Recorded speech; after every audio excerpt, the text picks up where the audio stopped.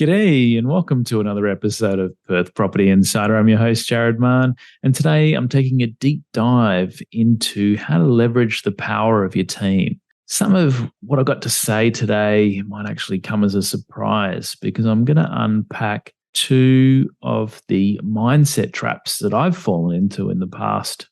And even when I thought I had my team right, in reflection, these things were really holding me back. So take a listen to them and see if there's any areas for you to correct and tweak. Also going to go into each of the different professionals that you should look to have on your team and how to get the most out of each of them.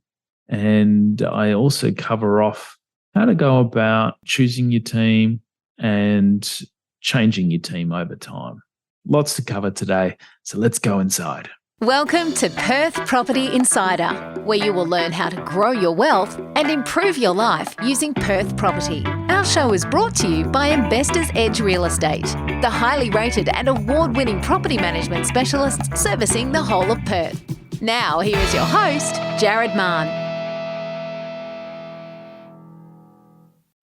There is one critical thing that separates an amateur property investor that might get stuck at owning 1 to 2 properties from those that have gone on to build a large portfolio of properties and really change their lives.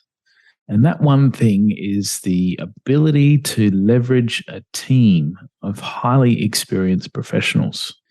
It can either be the greatest source of your success, or if you invest in the wrong property with a bad team or try to do it all yourself, it can really hurt financially and hold you back and be a real source of why you do get stuck. So why do some investors, including me at times in the past, not fully tap into this power of leveraging a team? I wanted to go through some of the mindset and ways that I think about how to leverage this team to your fullest. Now, one of the first traps is the thinking you know it all. And I've certainly been guilty of this one. So when I was starting out with property investment, I thought I knew it all because I'd been reading investment books for 4 to 5 years, since the age of 16 to when I was 20, 21. And I'd taken a few courses. There was good old Rick Otten back in the day and Craig Turnbull and a whole bunch of others, that courses and seminars that I went along to. Did a renovating course as well with a few other courses that I met many investors on. Some of those are still our clients today, so been a great journey. But I was certainly very book smart and had a good foundation, but it was no replacement for that real world experience.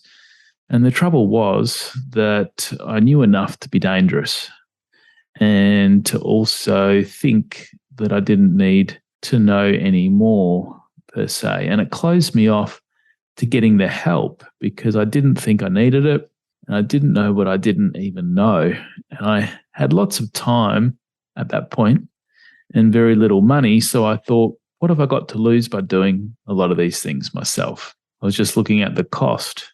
And that brings me on to the next trap in my thinking at the time, which is being cheap.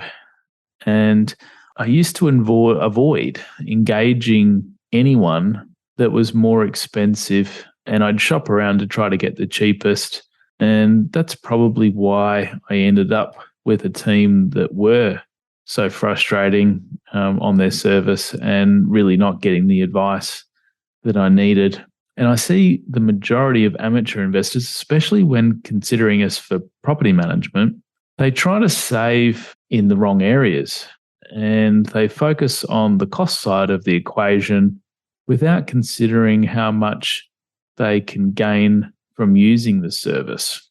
And when I say they're considering the cost, they're just looking at the fees, not how much going with the other bad service is actually going to cost them in vacancy and in higher maintenance costs, in headaches, in not having the rent kept up over time.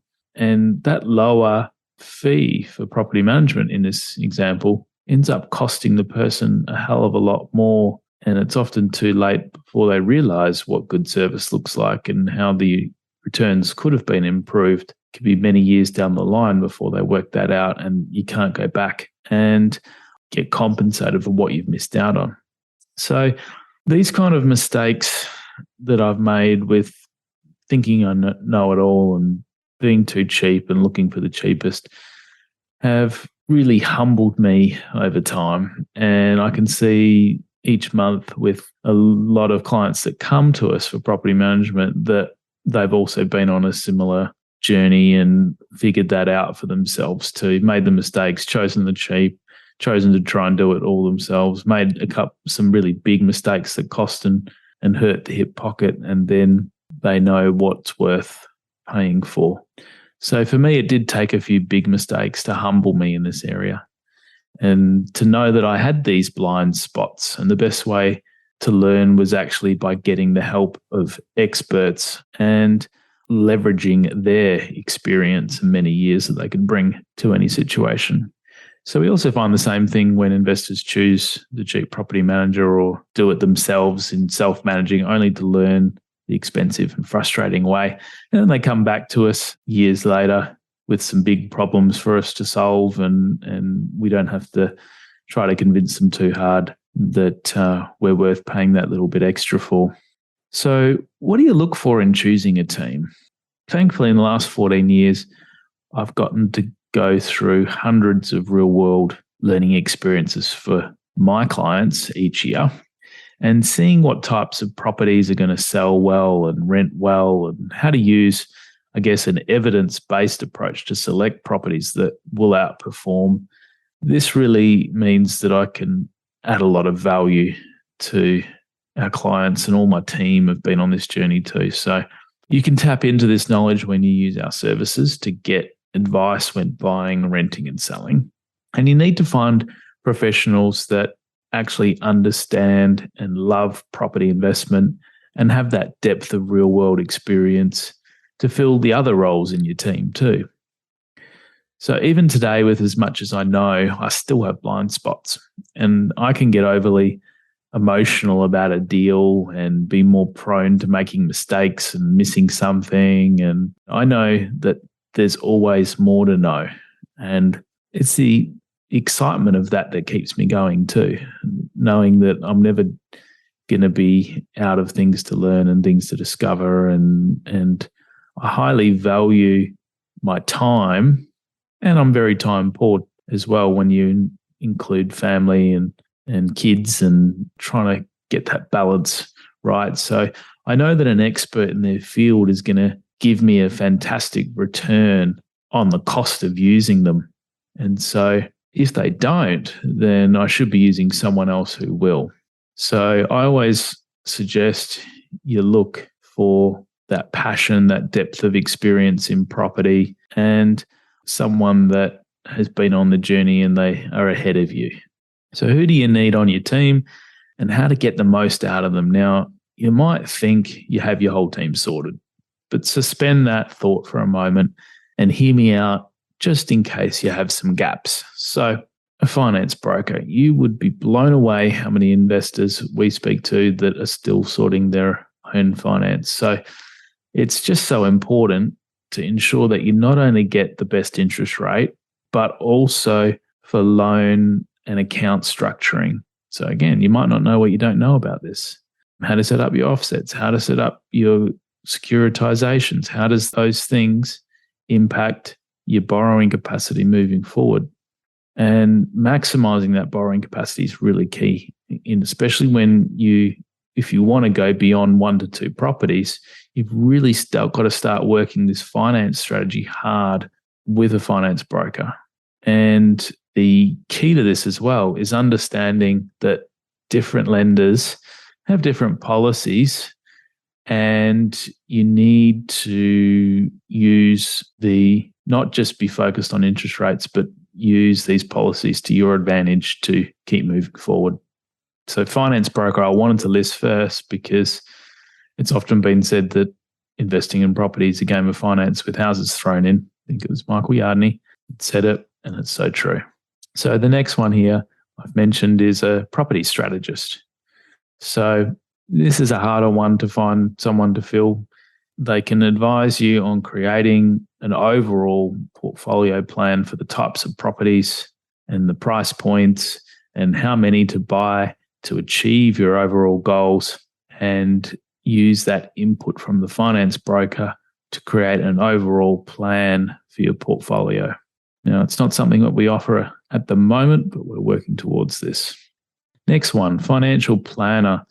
Now, this is a tough one because it is hard to find one that is proactive in understanding property or pro-property.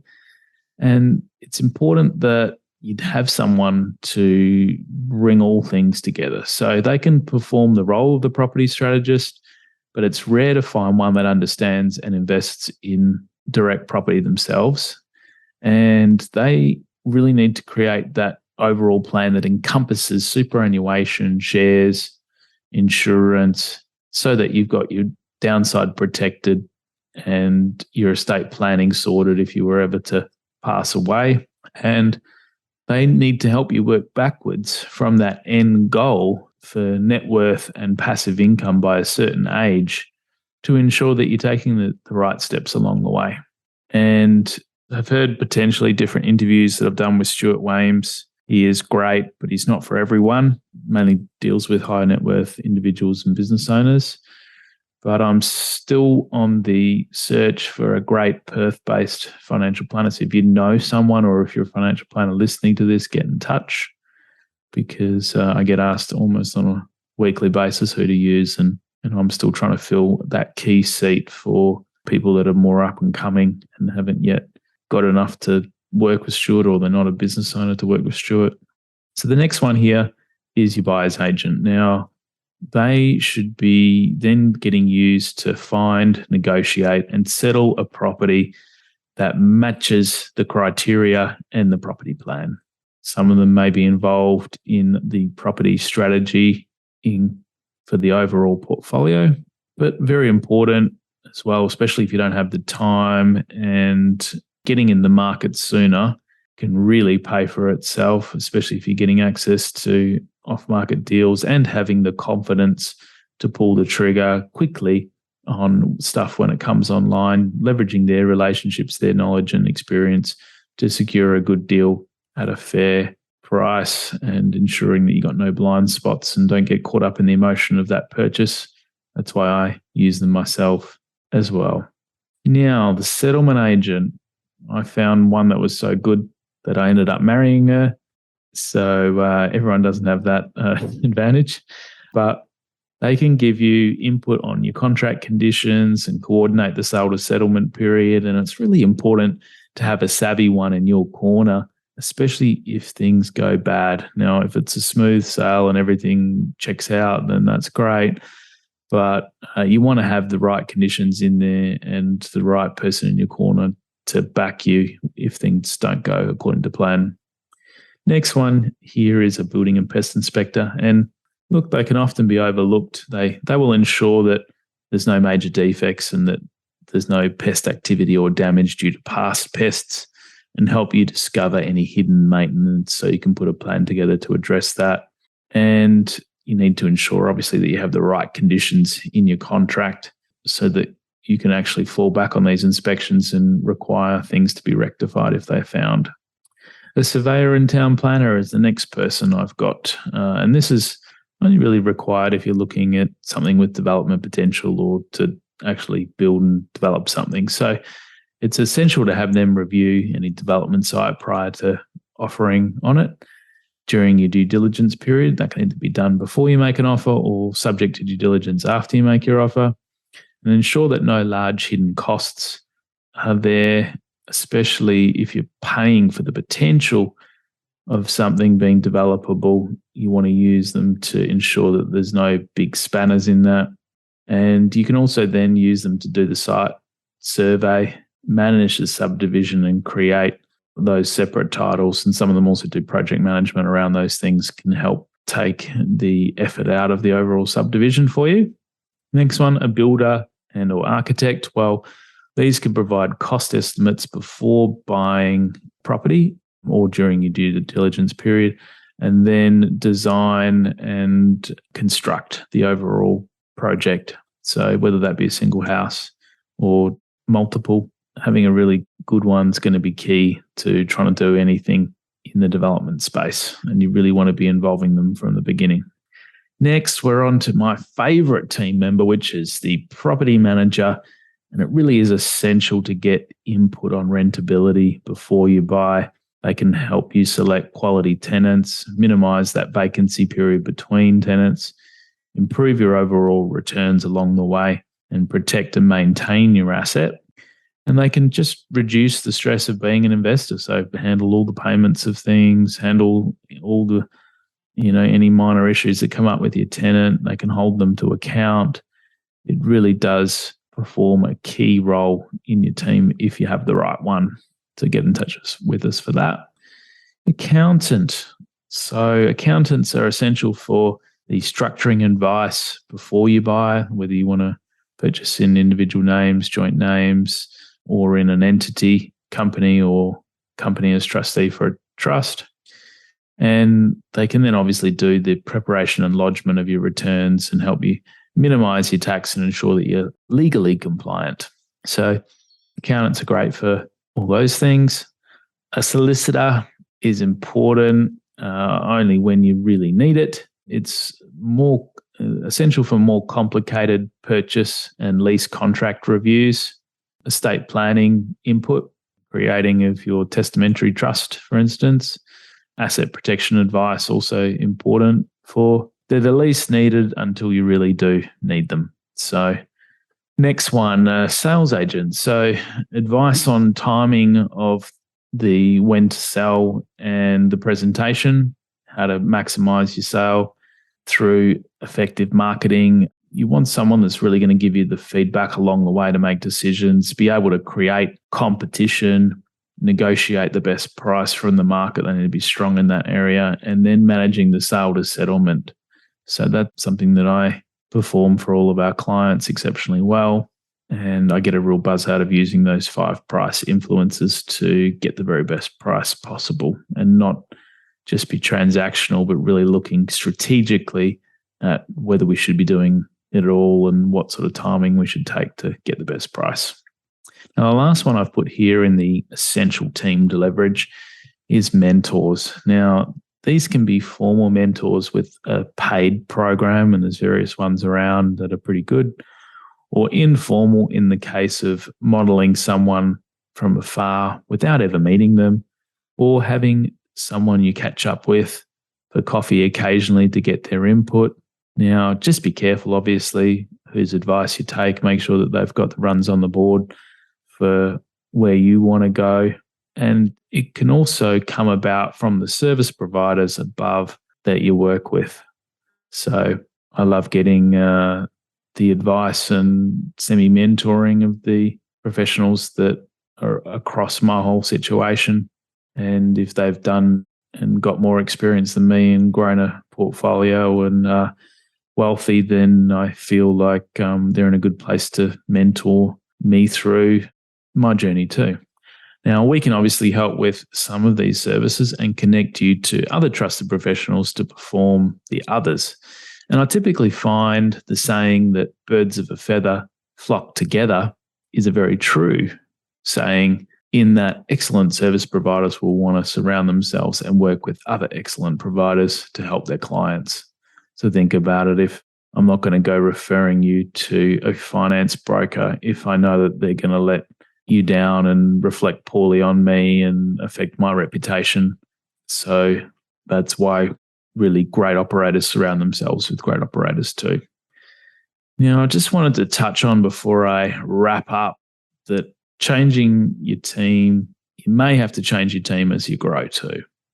I've found that as I grow my wealth and my knowledge, I've had to change some of my team to support that higher level of expertise that I require.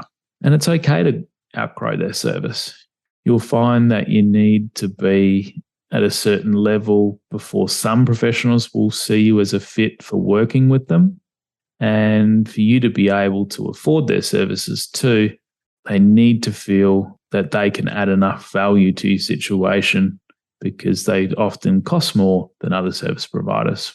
So the key here is to get the best team that you can for where you're at and to continue to review as you grow and gain experience and need a team to take you to the next level. So hopefully this has given you good food for thought on how to leverage your team. Watch for those traps in your mindset of knowing it all, because there's always more to know.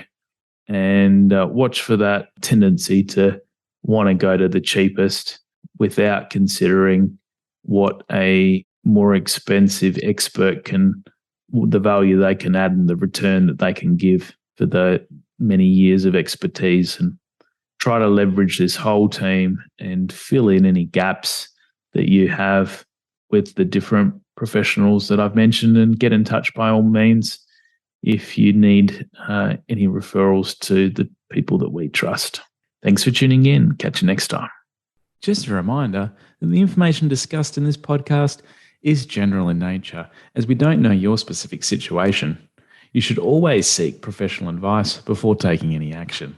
For free market reports on your suburbs of interest and other helpful resources to grow your wealth, make sure you join my property investor update at investorsedge.com.au/join.